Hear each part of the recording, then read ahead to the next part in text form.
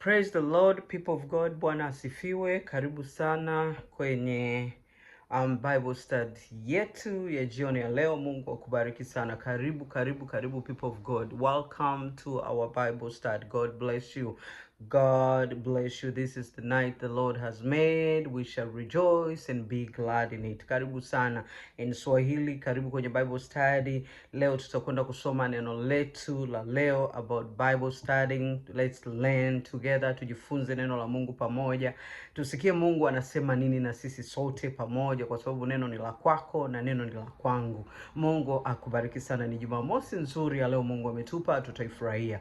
God bless you. Please open your Bible.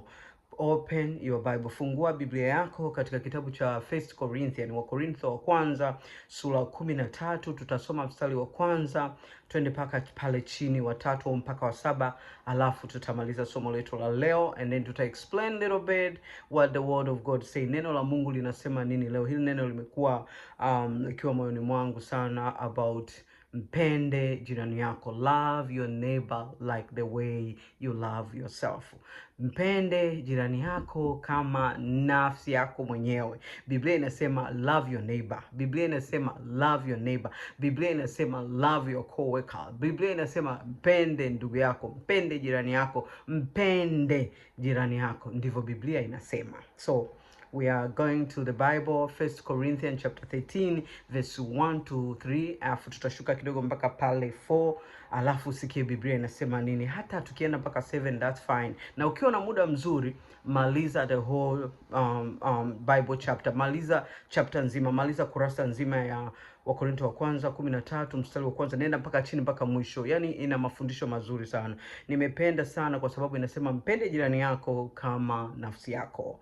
Love your neighbor like the way you love yourself. God bless you, people of God. Nitasoma kwa Kiingereza alafu nitakwenda kumalizia kwa Kiswahili katika jina la Yesu. I'll read in the name of Jesus. The book of 1 Corinthians chapter 13. I'll start verse 1 and then I'll go down a little bit to verse 7 or verse 3. Lakini tutasoma yote mpaka 7. In Jesus' name. Father, have your way. Lord, have your way. Holy Spirit, take control. In Jesus' name. I speak in human and angelic tongue. Anasema hivi, nitarudia tena. If I speak in human and angelic tongue, but not have love, I'm a resounding gong on clashing cymbals. And if I have the gift of prophecy and comprehend all mysteries and all knowledge, if I have all faith so as to move mountain, but do not have love, I'm nothing. If I give away everything I own, and if I hand my body over so that I may boast, but do not have love, again is nothing. Again, nothing. Mstari 1 verse 4. Love is patient, love is kind, it is not jealous.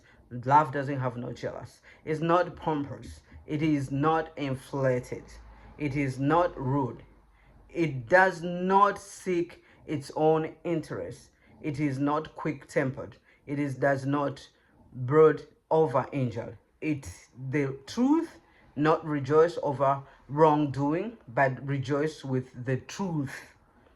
Verse 7, it bear all things, believes all things, hopes all things, endure all things. I'll read in Swahili again, halafu tutaenda kumalizia somo letu. Biblia inavyosema kwamba mpende jirani yako kama nafsi yako. Nitasoma kwa Kiswahili katika jina la Yesu. Nijaposema kwa lugha za wanadamu na za malaika, kama sina upendo, nimekuwa shaba iliyo na upatu uvumao. Tena nijapokuwa na unabii na kujua siri zote za maarifa yote, nijapokuwa na imani timilifu kiasi cha kuweza kuhamisha milima, kama sina upendo si kitu mimi.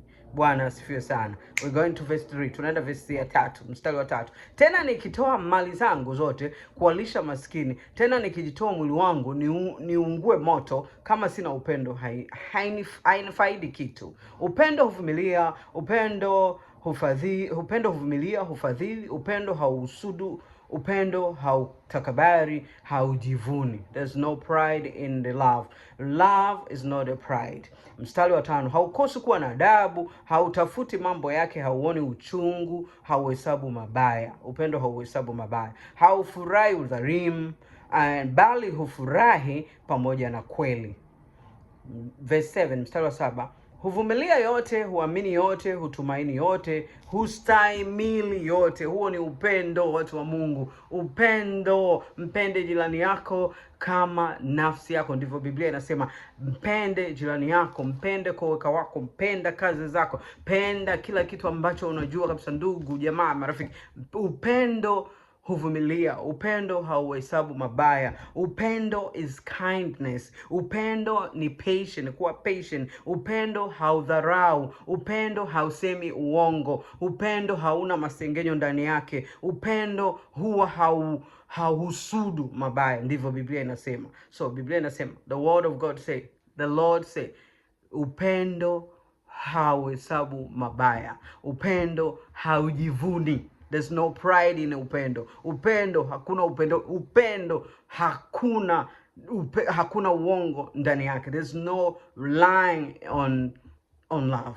So mpende jirani yako kama nafsi yako. Biblia inasema 1 Corinthians 13. Nitatoa mfano mmoja tu wa mwisho kwamba wakati Daudi na Jonathan, mtoto wa Sauli, Jonathan, Daudi alimpenda sana Jonathan, na Biblia inasema kwamba ukisoma 1 Samuel chapter 20, Samueli wa kwanza sura 20, utamkuta jinsi gani Jonathan alimpenda Daudi na Daudi alimpenda Jonathan. Huo ulikuwa ni upendo wa kweli.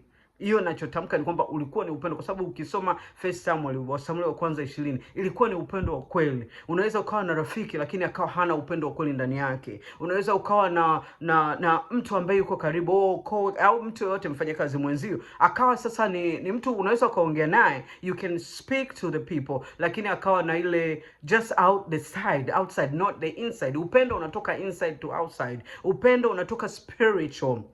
Upendo unatoka ndani ya moyo, ndani ya roho yako, moyo wako. Upendo hautoki nje tu afu unakuepo tu nje. Upendo huwa unatokea ndani, not outside. Huwa unaanza inside alafu unakuja outside. Alafu pia unatoka spiritual realm. When you start the love in spiritual realm, that automatically will come in physical realm. How you get this love? Utapataje upendo? Tutakuaje na upendo wote? Believer, especially believers who believe in Christ, who believe, even if the person who is not a believer, hata kama you are not a believer, lakini pia you have to have love, kwa sababu inasema kwamba japokuwa tunasema na kunena kwa lugha na kuwa na imani kubwa ya kudondosha milima, ya kuvunja, ya kuharibu au ya kuomba, lakini pia kama hatuna upendo, sisi kwetu, ndani yetu ni hamna kitu. Ndani yako ni hamna kitu. Biblia inasema, sio mimi ninasema, the Bible say if we don't have love, we are nothing to God, because God wants us to love each and another, or to love everyone as the way you love yourself, kama vile unavyojipenda wewe mwenyewe. So and this subject is very long. Ili somo ni refu sana, kwa sababu kuna side part ya upendo wa sehemu nyingine na upendo wa sehemu nyingine, kama nilivyotoa mfano wa Daudi na Jonathan. Daudi na Jonathan walipendana sana, mpaka Jonathan akawa anampa siri za baba yake kwa Daudi. Anamwambia, babangu anakutafuta. Yani wakati Sauli alipokuwa na races na Daudi, alipokuwa na beefing na Daudi, walikuwa kidogo na beefing. Na ukisoma Biblia vizuri, kama wewe msomaji wa Biblia from Mwanzo to Ufunuo, utakuta jinsi gani Sauli alikuwa anamtafuta Daudi. Lakini ukija kuona mtoto wa Sauli ambaye alikuwa Jonathan, alikuwa best friend wa Daudi, na hawakuacha urafiki eti kwa sababu ya Sauli alipokuwa anamtafuta Daudi. Urafiki wao ulikuwa pale pale mpaka mwisho. Walikuwa ni upendo wa kweli, yaani ni upendo wa kumpenda jirani yako kama nafsi yako. Na ndio Mungu anachotaka. Mungu anataka upendo kwetu sisi, upendo wa kupendwa wa dhati, upendo wa kuonyesha, sio upendo wa outside and inside you're not loving, inside you're not kindness, inside you are sengenya, inside you are talking yourself to other, inside you are discussing someone else, inside you are talking about someone, in outside when you see outside you just find. Unapomwona mtu unapompenda mtu, mtu anajua kama unampenda. Na hii kitu utaipata wapi? Secret prayer. Hii kitu utaipata kwenye your secret prayer. He that dwell in the secret place shall abide under mighty shadow. Ukiwa ndani ya secret prayer, kwenye Zaburi 91 mstari wa kwanza ule unasema ukiwa chini ya under mighty shadow, yani ukiwa chini ya Mungu na ukaanza kuomba kwenye secret prayer, kwenye closet yako ya maombi, utajua upendo wa kweli, kama fulani ananipenda au hanipendi, au mtu huyu ananipenda au hanipendi. Ndio maana anasema kuna two kindness of upendo, kwa sababu upendo ni kindness, na upendo huo sometimes kuna kuaga na kuna negativity za upendo ambazo kwamba mtu anaweza kukupenda kwa nje lakini ndani anakuwa hayuko kweli. Kwa hiyo Jonathan alimwambia Daudi kila kitu kuhusu familia yake, kuhusu maisha yao, kuhusu kila kitu, lakini Sauli alikuwa akimtafuta Daudi. Huo ulikuwa ni upendo wa kweli. So the Bible say tupendane, kwa sababu unaweza ukaona mtu au ukawa sehemu au ukapita sehemu ukaona mtu anakupa tabasamu nzuri, anakupa smiling nzuri, umekutana na mtu, lakini kumbe inside of it there's no love, there's hatred, there's a bitterness, kuna uchungu fulani ndani yake. So you really have to stand still, you really have to, tunatakiwa tu kusana kwenye maombi ili tuweze kujua right people and right person. And sometimes Mungu anaweza akakutenganisha pia. God can make things like to be far away, or kuna ule upendo. Okay, na naelezea ki short clear kwamba kuna ule upendo unampenda kila mtu, tunapendana watu wote, na kupenda kama jirani yangu, tunapendana kama majirani, tunapendana kama makoweka. We love each other like just co-workers or just friends. It's fine. Lakini pia kuna distance ya kumpenda mtu.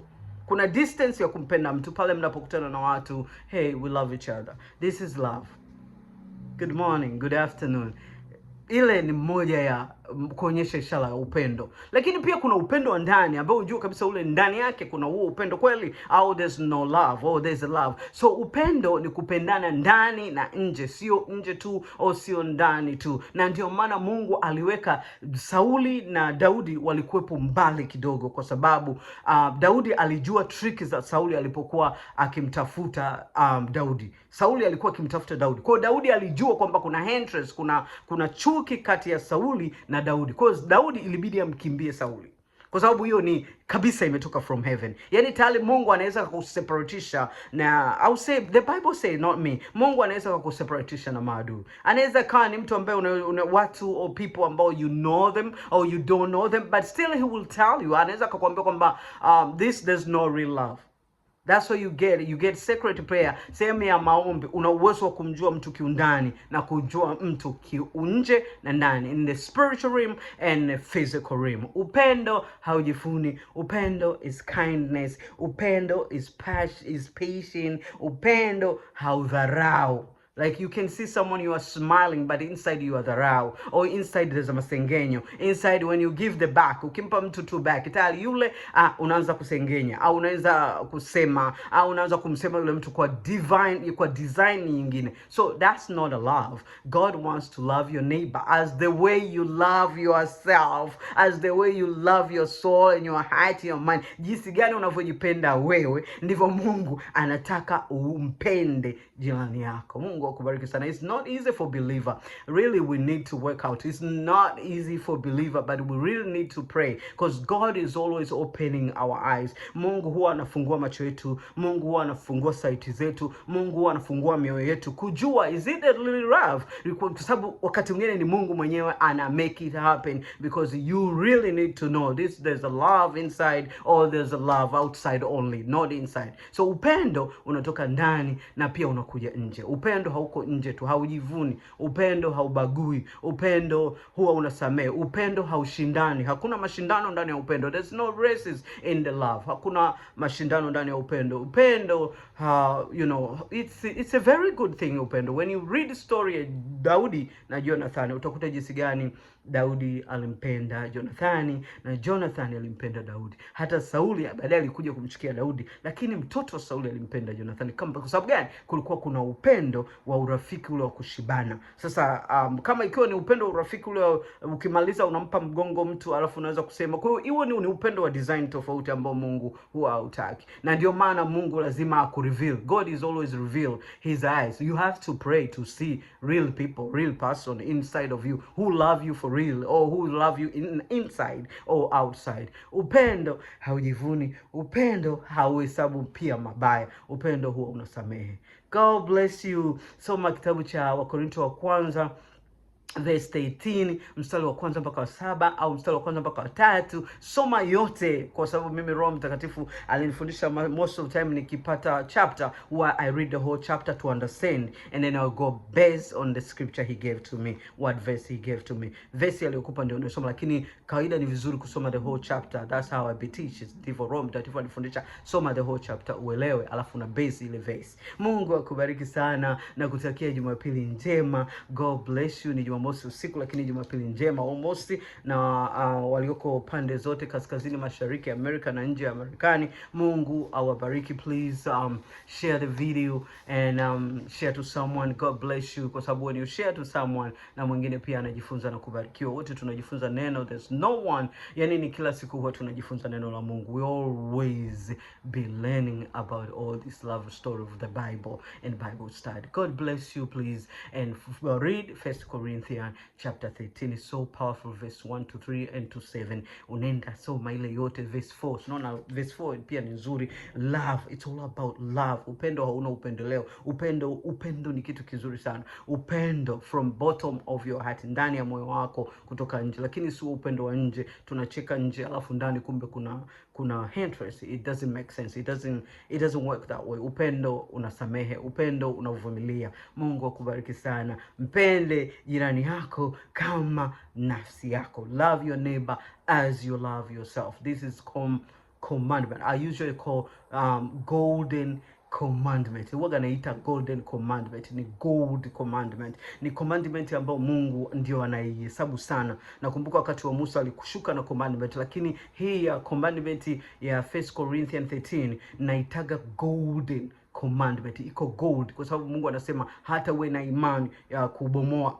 na kuvunja na kumilima, au imani kubwa, au kunena kwa lugha sana, lakini if you don't have no love, kama hakuna upendo ndani yake, is nothing. Biblia inasema, the Lord says, if you don't have love, it's nothing. May God bless you. I love you, people of God. Nawapenda watu wote. Mungu awabariki, Mungu atunze.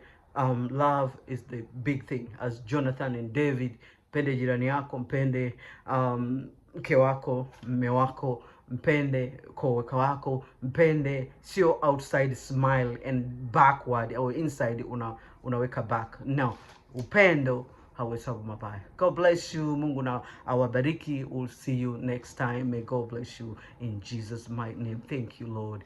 Thank you, Jesus. Be blessed and have a nice weekend. Amen.